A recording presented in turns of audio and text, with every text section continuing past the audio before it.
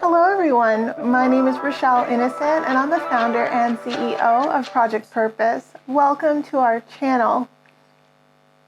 Our community is focused on fostering the intellectual and character development in children. We do this through our parent-child workshops that are focused on 4 themes: autonomy, self-efficacy, compassion, and self-concept, in order to cultivate grit, perseverance, and resilience in each child. And we are so thrilled to be offering one of the first of its kind digital, virtual, and continuous learning environments, enabling parents and children to connect from all around the world. At Project Purpose, our overarching mandate is to renew and rebuild family, community, and relationships. Our different social media platforms provide us with an opportunity to have discussions and to create space on all topics that relate to family, community, and relationships with ourselves as well as with others, with a primary focus on mental health and education.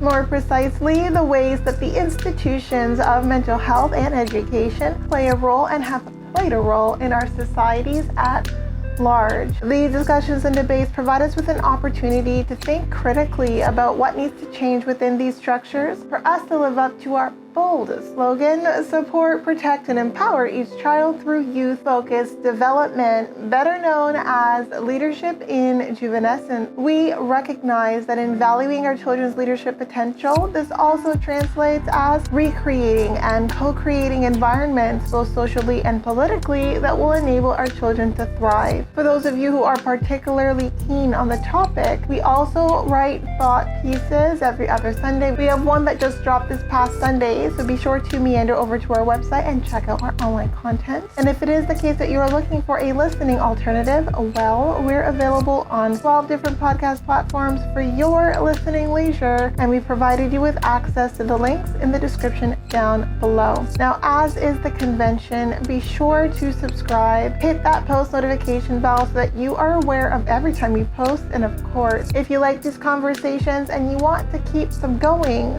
like, comment, and share this segment. Let's get into it.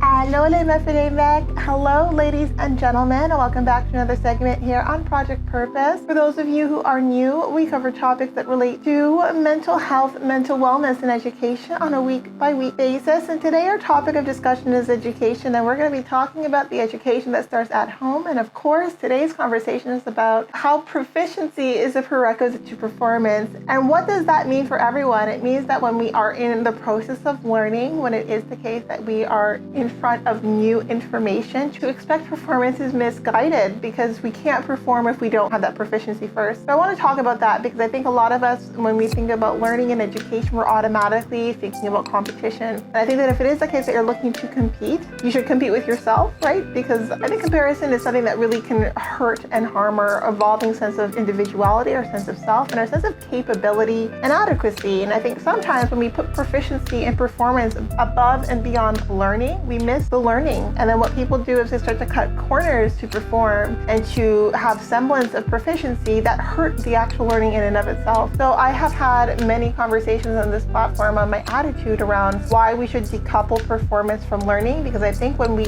enable people to learn by removing constraints that are fairly abstract and unnecessary that really do drive performance, we create in people unnecessary moral sort of dilemmas, right? Like, do I cheat or do I not cheat? If I had to have a certain score, if I need to go to a certain school, and I don't have the proficiency, I know that I have not retained this information, then what are my options here? And I think that some of those decisions really build into some of the character profiles that we see amok today, and not necessarily the ones to put in a spotlight, right? So I think sometimes when you focus more on performance than on proficiency, then you really do start to find yourself doing what you can to perform despite proficiency. I think that's such a missed opportunity, right? And so for me, I've mentioned a few times that I'm fairly self-directed in my learning because I had the opportunity and the privilege to be homeschooled intermittently. So I've always known how it is that I need to take in information. Like, I can have a sense as to the timelines required, and that all is subjective. subjective, right? Like the way that I take in information that is like my strength is very different from the way that I take in information that isn't necessarily a strength of mine, but I can become proficient in both. And I think where people start to really develop unhealthy relationships with education and with formal education settings is when they start to internalize the belief that they can't really cultivate proficiency, that they have issues learning because the environment isn't conducive to learning in and of itself. The environment is built for performance. But if your environment is so focused on performance that you miss the mark on learning, and that people who are trying to learn are being penalized because they can't perform if they're learning, right? And I think that that's something that we need to understand, that when you are learning, you only know as much as what you've retained and what you've been exposed to. And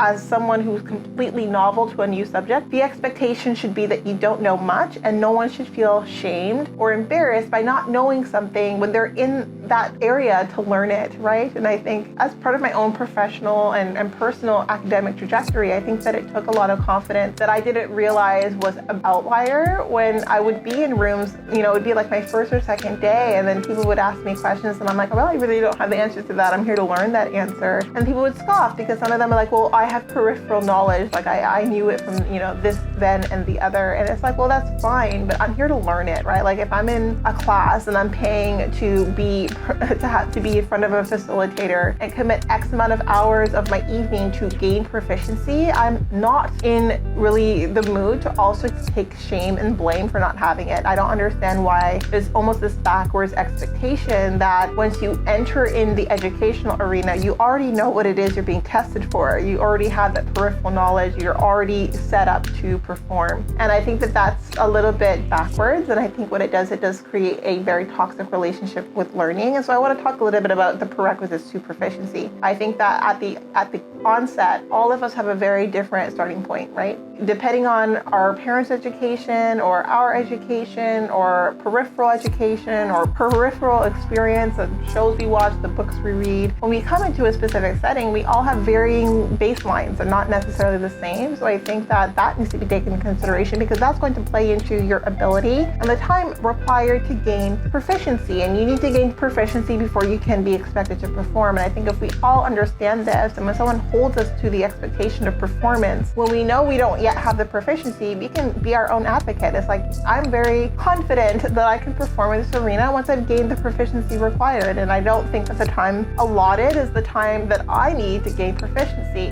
That is my second point. I think proficiency in and of itself requires different times for different people depending on their own personal competencies and their personal aptitudes. And I think that isn't saying that if you are struggling to gain proficiency, in alignment with the benchmark, that means there's something wrong with you. It means that there's something off about having a benchmark when all of our learning experiences should be very individualized and should be customized to our own way of learning. And I've said that from the beginning, that learning styles aren't completely accommodated in educational settings, and they should be. If it's an educational setting, it should accommodate all the learning styles that are represented in that room so that everyone has equal opportunity to gain proficiency, but that isn't the case. And I think that now what we need to do then is just give children the language, right? Give people the appropriate understanding of why they're in that space, right? You're in that space to learn and you cannot perform until you've learned it. So if there is an academic person or an educator who is giving you a hard time because you've not gained proficiency when you're in that class to gain it, then that's the comeback that you come with. It's like, I wouldn't be here if I knew it, right? Like, why would I waste my time, getting certain certifications or certain degrees if I already knew this information? And I think that that's the greatest, conundrum, because some of us have informal education, right? Some of us are educated, but not formally. And because of that, we're not necessarily accredited the dues that we're owed because we don't necessarily have the degree. And I was always taught that it really doesn't matter how much you know if you can't prove that you know it. And the way you prove that you know it is that you have a degree. And I understand that. I just don't personally believe it. I don't buy into it. I know a lot of people who have the same degrees or as celebrated degrees as I do, who really cut corners throughout those entire programs. Well, I was focused on learning and on opting out of performance in certain settings because I really wanted to make sure that when I left that setting that I really understood what it was I was talking about, regardless of whether or not the grade reflected that. Other people were cheating, right? And so on paper, they look like they're these prodigies, but really they're just really good at playing the game, right? And I think that learning and playing the game of performance just really don't belong in the same setting. And I think that when they do, a lot of people who are performers become really ruthless in the way that they perform because they know they don't have the proficiency and they don't necessarily have the aptitude, but they can play it to win regardless because they know the game. And I think that when you lack the education required to actually do the work that you've been hired to do, but you can play the game and you can, cut corners or cut people down, or, we learn these tactics and these tricks in these academic settings that lead to success in a performance-based environment, but don't necessarily build into your character, don't necessarily build into your knowledge repertoire. You're not more enlightened by any means, then I think that's really problematic, right? And so I'm here to talk about that. I'm here talking about that because I think proficiency is important. And I think that learning and proficiency should be the two anchors that we build into the foundations of our educational system. And then performance will be what happens when we get out into the arena, into the career. But I think completely kiboshing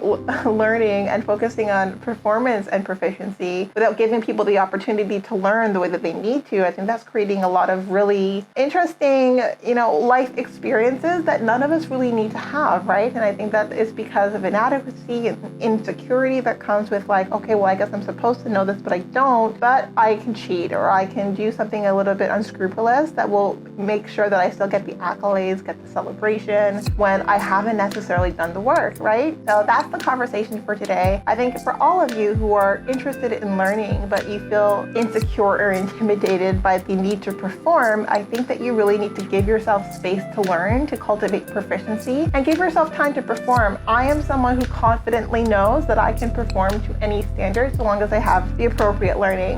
And that's a confidence that has been unshaken by any setting or environment that I've been in that required performance, because I understood that if it was the case that I wasn't performing, it's because I didn't have the proficiency. There has not been a time in my life where I've had proficiency and was unable to perform. With proficiency, I can always perform. And I know that that's not just because I'm me, that's for everybody, right? But you need to give yourself the opportunity to learn. You give yourself the time to climb that learning curve to gain proficiency, and then expect yourself to perform. You cannot perform off of ignorance, right? And I think sometimes when people drive themselves to perform off of ignorance and they do things that are unscrupulous and that really hurt their character development in ways that we can avoid. In any case, that was the subject for today. A bit of it wasn't a rant. I don't think it was a rant. I think it was a spirited argument that I think is very valid, because I know if there is a day where I am deciding on what kind of educational climate I want my child to have, it's going to be one focused on learning and proficiency. And then I want to do what I can to build the character development required so that their performance is top-notch. Performance is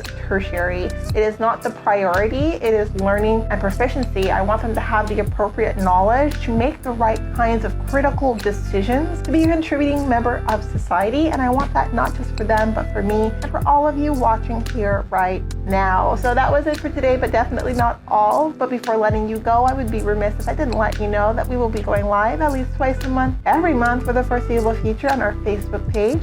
So definitely be sure to tune in. Now, these events are paid events, so if you do see yourself participating in our community on an ongoing basis, then I do suggest that you take a look at one of our package plans. Yes, so we do offer package plans over and above our live events, as well as access to webinars and workshops, largely focused on self-mastery over and above these events. So we invite you to tune in. We look forward to seeing you as part of our Game Changer community, being part of the change that you want to see, allowing us a small role to play in your journey. We are on the road to 1K, so we do invite you to give us a follow, not just here, but across all of our social media platforms, and we look forward to chatting with all of you very soon. We'll talk to you later.